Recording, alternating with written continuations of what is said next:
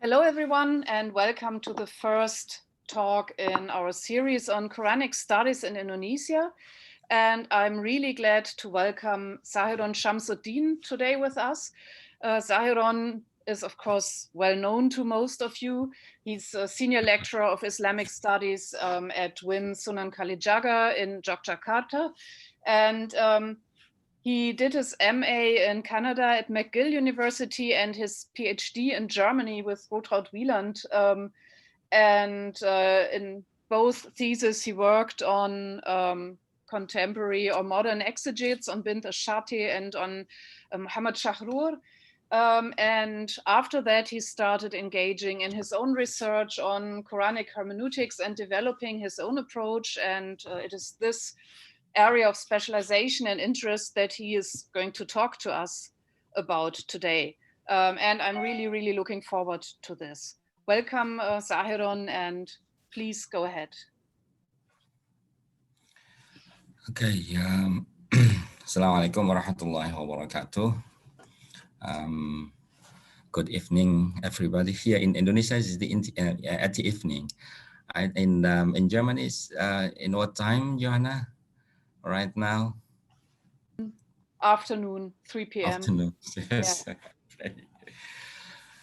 First of all, I would like to thank Professor Johanna Pink and Lien Iffah, and also, of course, all those who are engaged in the International Qur'anic Studies, or IQSA. And thank you very much for this opportunity, Professor Johanna Pink. Yes, right now I would like to present my my own approach to the Quran, or the interpretation of the Quran. Actually, this is not a new one. Yeah, what I call, let me check, let me share my, okay. Yes, moment. Yeah, what I mean by my own approach is Ma'na Kummaga approach to the Quran. You should probably start the presentation in PowerPoint, then we will just see the slides. Sorry, let me, okay. I think there's a symbol in the top, or maybe there's also some F5 or F6 or something that you can press. My PowerPoint already can you see my my PowerPoint, Johanna? No. Yes. Not yet. Yes. Already. Yes, we can see it. It just looks nicer if you start the slideshow. But if it doesn't work, doesn't matter. We can see it. Okay. Good. So yeah, today I would like to talk about Ma'na Kummaga approach to the Quran. Ma'na is Arabic word, and also magza. Yeah, this is the two Arabic words, and kum is not Arabic here. In order to inform you, or to show you that this kind of approach is a combination between what we have in Islamic literature, yeah, in relation to Quranic interpretation on the one hand, and on the other hand, I try to to include modern or Western hermeneutics in this case. Yeah. So yes, after after reading many works on Quranic interpretation, like proposed by Fazlur Rahman, Nasr Hamid Abu Zaid, Abid Al-Jabiri, Abdullah Sa'id, and also many other Muslim scholars in terms of the interpretation of the Quran, and I find that they are actually the methodical strategies that are mentioned by these scholars are very good, they are very excellent, and so on and so forth. But sometimes it's very complicated. Yeah, I mean, they are. I see that sometimes some methods are very difficult to implement, and so on and so forth. And I try to you know, to take some some good methodological strategies, and that can be easily implemented to you know, to the Quran. This is the one thing, and the other thing that that we have to, we as Muslims, yeah, as Muslims and theologians, you know, are interested in, you know, reinterpreting the Quran for a contemporary situation, for contemporary needs, of course, yeah. So on the one hand, so in this case, I would like to try to be objective. On the one hand, I mean, you know, try to you know, to grasp what the Quran means on the one hand, and on the other hand, of course, we, you know, we use also our subjectivity in order to interpret the verses. Yeah.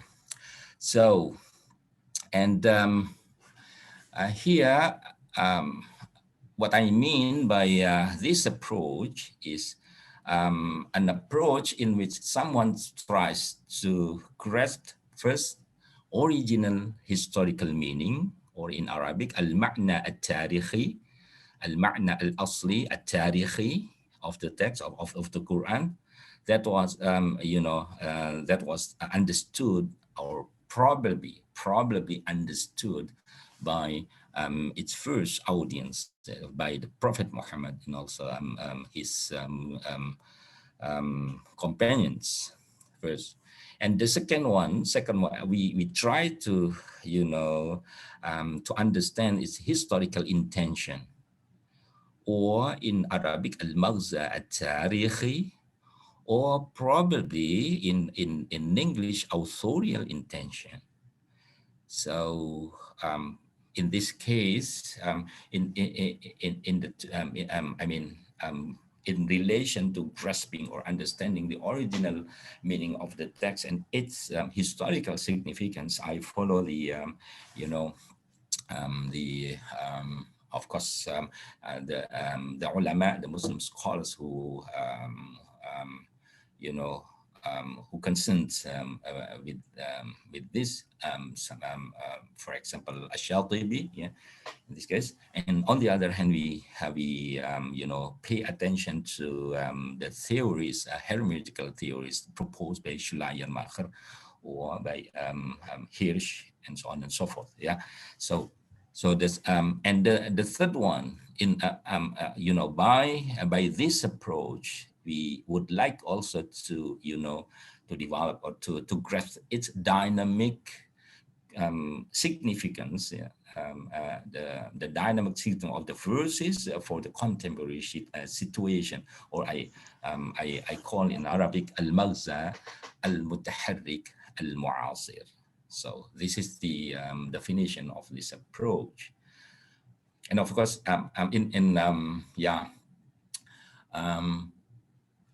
good, yes. And this approach, for this approach, we have a paradigm, yeah.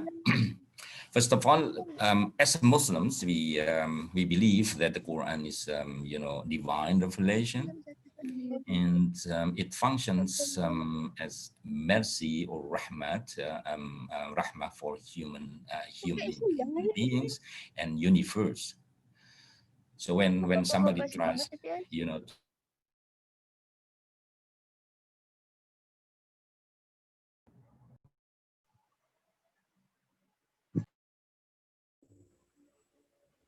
I'm sorry, you were muted, Sahiron. Could you?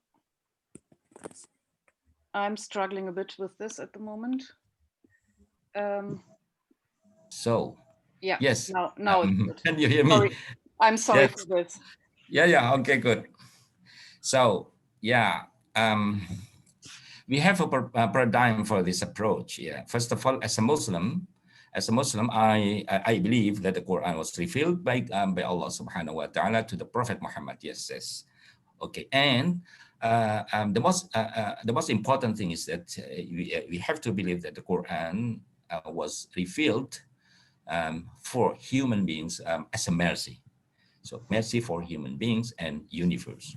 So when somebody tries to understand the Quran, then he or she should, have intention, have a purpose for, creating masalih nas, creating a goodness of human beings and universe. This is the one. The second one, we believe that the Quran is universal, yeah, for all human beings. It's all human beings, and but its universality needs interpretation. Of course, we should not stuck on the literal meaning of the text of the Quran, but we have to interpret. Yeah, we have to reactualize the verses, and also and after that, as Muslims implement for our our life. So this is the third one, and we in order to implement this approach, we we you know we we do not use the theory of nasakh. So I personally reject the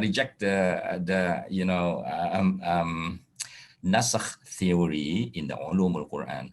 What I mean by here, nasakh, the nasakh, what I mean here is that some verses were already abrogated by other verses. Yeah. So I don't believe in this in this subject, and I on the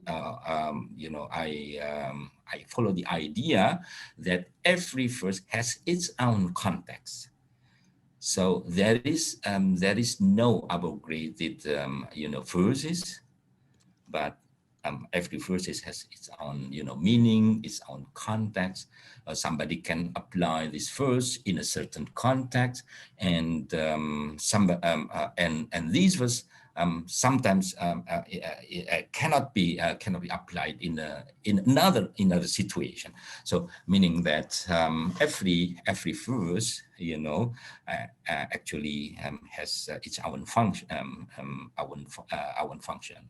So this is the paradigm of this approach, and principle of the interpretation of this approach is, first of all, we have to interpret the Quran through knowledge, meaning of course we we cannot depend only on the translation of the Quran, for example. Yeah, no, but we in interpreting the Quran, we have to use knowledge from the past and the present. So why I state this statement in this case, because we remember the sayings of the Prophet Muhammad, "Man qala bil Qur'ani bi ghairi ilmin falyatabawwa maq'adahu minan nar." Therefore, we have to interpret according to ilm, knowledge, sciences, and so on and so forth. So the second one, we try to combine between the classical interpretative method and contemporary ones. I said before, yeah. Yes, the combination between the knowledge in the past and in the present. And the third one is as I said before, we should interpret the Quran in order to create the goodness of human beings and universe. Sorry, there is typo. Okay, good, no problem. Good. This is the methods or methodical strategies, and as I said before, and that this approach is try to grasp, to find three aspects. The first one is al-ma'na al-tarihi, and the second one al-maghza al-tarihi. Yeah, in order to search for this al-ma'na al-tarihi and al-maghza al-tarihi, first of all, we have to use, we have to analyze linguistic aspect of the Quran, yes. And in this case, we have to be aware that the Quran was revealed in the 7th century, and or in the time of the Prophet Muhammad. So why this is important? Because in every language there are changes there, or diachrony in terms of its meanings and structure. So we have to, in this case, then we have to pay attention to the language, Arabic language, at the time of the Prophet Muhammad. And Shatibi in Al-Muwafaqat fi Usul al-Fiqh says that if someone cannot understands the Quran without mastering the language of the Arab people at the time, at the time of the revelation of the Quran. So, and in this case, also I remember the theory of Schleiermacher, the grammatical hermeneutics, and one of the the principles of grammatical hermeneutics is that we have to pay attention to the language of the language that recognized that noun by the author of a text, or its historical audience. So, for example, just in for clarification, when we look at the term ikhlas, for example, ikhlas, al-ikhlas, when Muslims are asked about this term is ikhlas, for example, they will answer that ikhlas is that we worship God, or we do good things only in order to get ibtigha'an li maradatillah, right? So to get let's say the reward from God. But this definition of ikhlas, is I think we cannot find this definition in the Quran. Yes, the concepts are already there in the Quran, but the usage of the word ikhlas or its derivatives are not found in the Quran. So in all, let's say,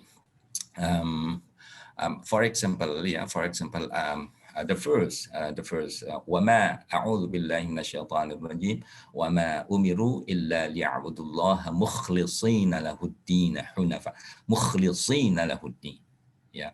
وَمَا أُمِرُوا, they are not ordered only for praying God. مُخْلِصِينَ لَهُ الدِّينَ. مُخْلِصِينَ لَهُ الدِّينَ. Normally in Bahasa Indonesia translated dengan ikhlas. Dengan ikhlas meaning that somebody worship God only for getting reward from God. This is, I think this translation in Bahasa Indonesia secara ikhlas atau dengan ikhlas is not proper. I mean, not, not in accordance with the meaning of the ikhlas at the time of the Prophet Muhammad. So the meaning the prophet, the meaning of the word, yeah, at the time of the revelation is actually something like a tawheed. Wahada yuwahidu tawheed. Therefore, we have the name of the surah, yeah, Surah Al-Ikhlas, in which the verses talk about monotheism, yeah, monotheism. Qul huwa Allahu ahad, Allahu samad, lam yalid wa lam yulad wa lam yakul lahu kufuwan ahad. So every verse, yeah, every verse in this surah is related to the monotheism. So it is just example. So in relation to the meaning and also structure of the Arabic language of the Quran should be paid attention in accordance to what was meant at the time of the Prophet Muhammad. The second one, intratextuality. What I mean by intratextuality is that when somebody interprets the Quran, then we have to we have to compare this verse with other verses in the Quran, especially in the usage of the word, usage of the word. Certain words, in Quranic verses. It is very, this method is very familiar in, Islamic literature from the past until now. The statement that is common by us, among Muslim society, among Muslim scholars, is Al-Qur'anu yufassiru ba'duhu ba'dan. Right. So this is and the third one. The third one, what I call intertextuality, is that we try to compare the usage of a certain verse with in the Quran with other its usage in other texts. Either for example, it's a poetry or probably text from Jewish and Christian traditions and so on and so forth. So even though it is very very difficult for us, especially in relation to the comparison between the wordings, certain wordings in the Quran and what we have, for example, in the biblical text. So in this case, we have to master other languages in addition to Arabic. Yeah, we have to learn, for example, Syriac. We have to learn Hebrew and so on and so forth. So it's very difficult for Muslim scholars. But I think what I mean here is that we have to.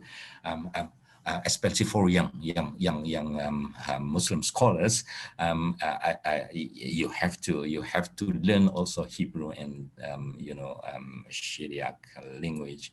So because some texts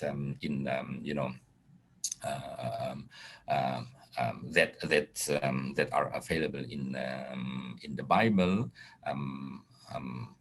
were responded to by the Quran at the time. So yes, the fourth one after that, and we have to see also historical context, and micro and the broad one, and specific historical context of the verses.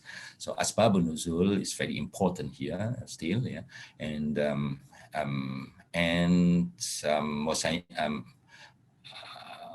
I would like to say that the historical context, a broad and also specific one, should be decisive. What I mean by decisive here, I mean,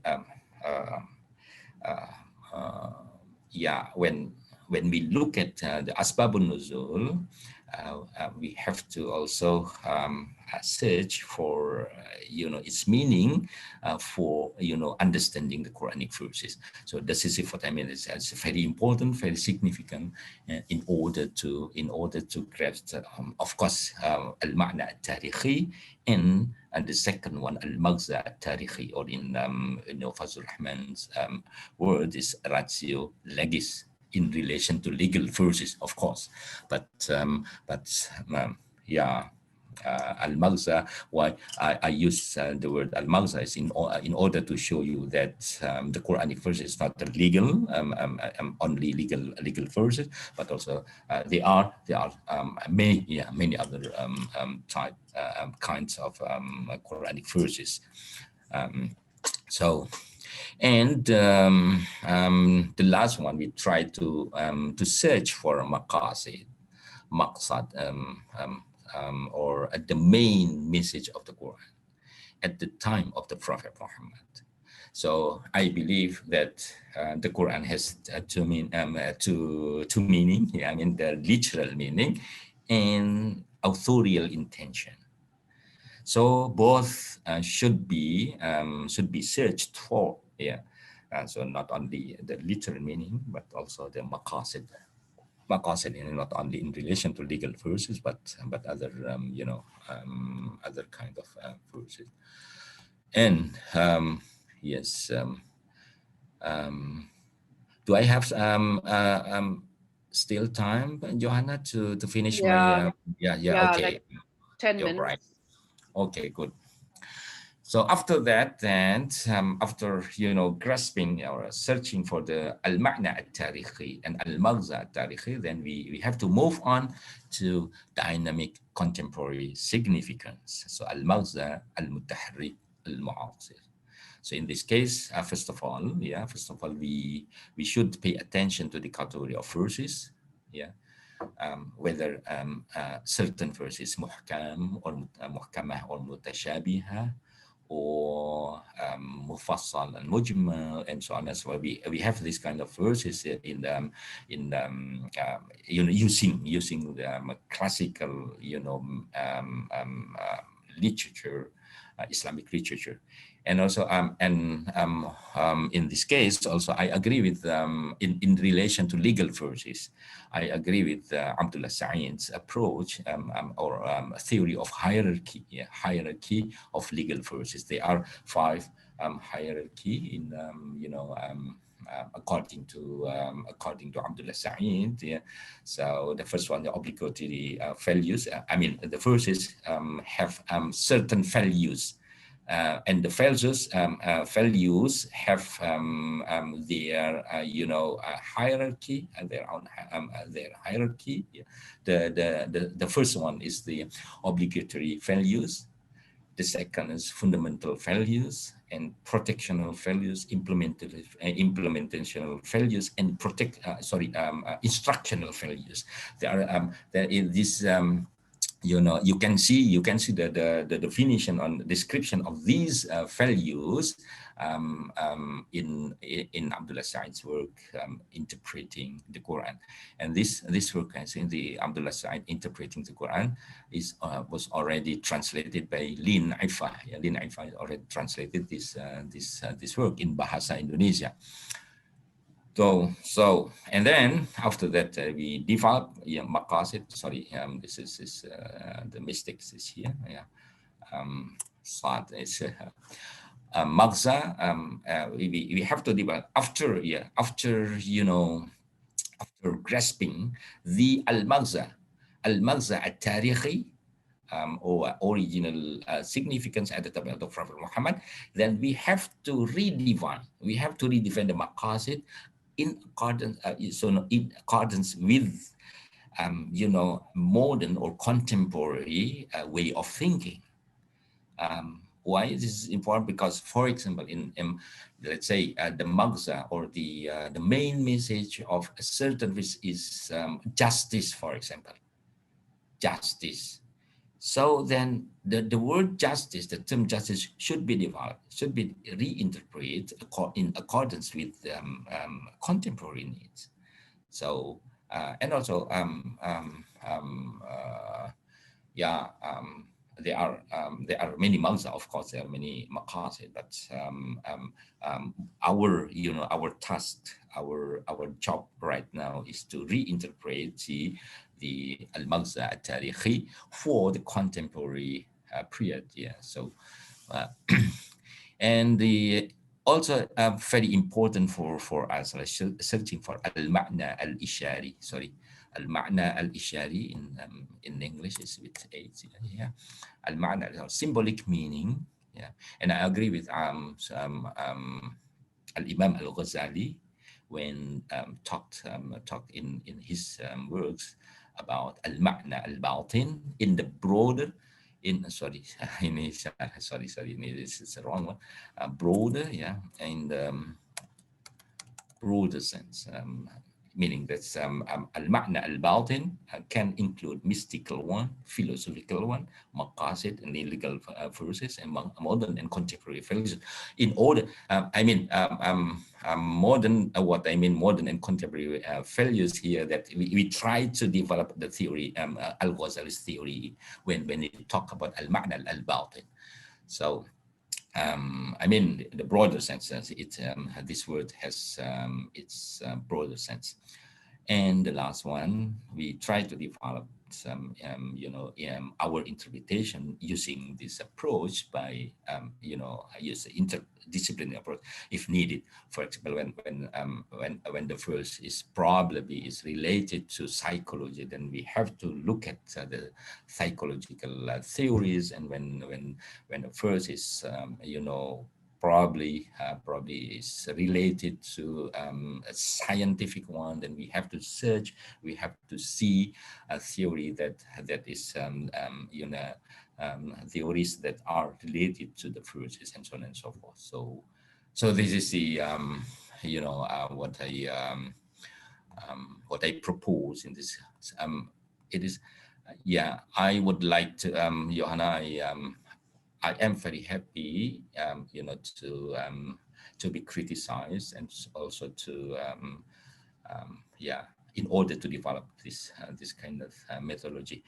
And the last one, we would like to, to inform you that this kind of approach, I already implemented, or applied by myself. For example, in interpreting Al-Hajj verses 39, 40, and Namal 29 to 35, and Nisa 34, As-Safat, 100, 103, Al-Ma'idah, Al-Ma'idah in relation to Awliya, ayyuhalladhina amanu la tattakhidhul yahuda wan nasara awliya. I have already read the article written by Johanna Pink in relation to this Al-Ma'idah 41. Yes, good. Thank you very much, everybody. And this is what I have right now, and I hope that you can, discuss about my approaches. Thank you very much. Okay, bye. Thank you so much, Pak Sahiron. I will end the recording now, and then we can start with the questions. Thank you.